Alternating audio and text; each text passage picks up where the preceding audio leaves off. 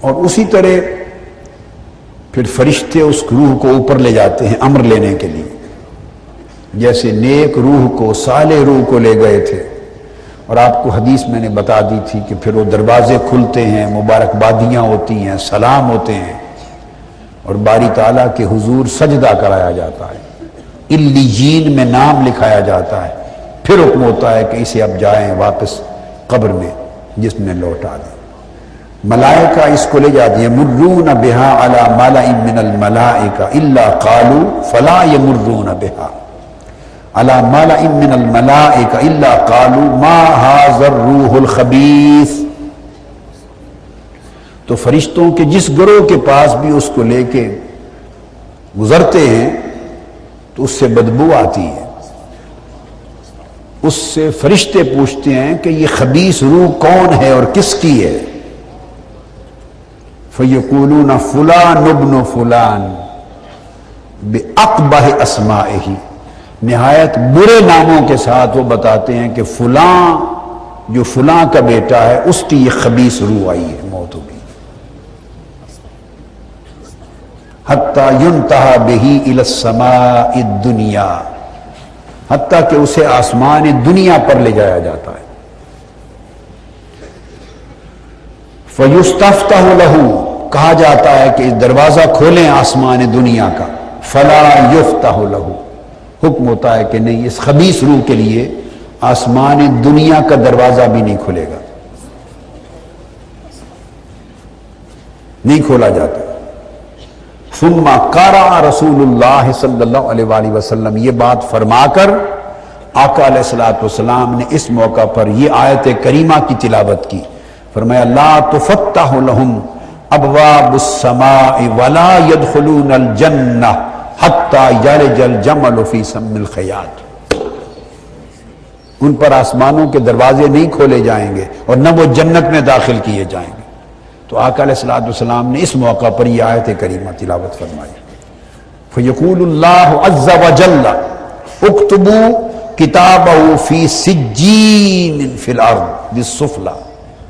اب اس کا نام زمین کی جو آخری تہ ہے دنیا، اس کی کتاب سجین میں، دوزخیوں کی کتاب میں اس کا نام لکھو گا۔ دوزخیوں کی جو کتاب اور فہرست ہے وہ سجین، اس کا نام لکھو۔ فَتُطْرَحُ رُوحُ طَرْحًا، اور اس کی روح کو رد کر دیا جاتا ہے، واپس لے جاؤ اس خبیث روح کو، اس کے لیے اوپر آنے کی اجازت نہیں۔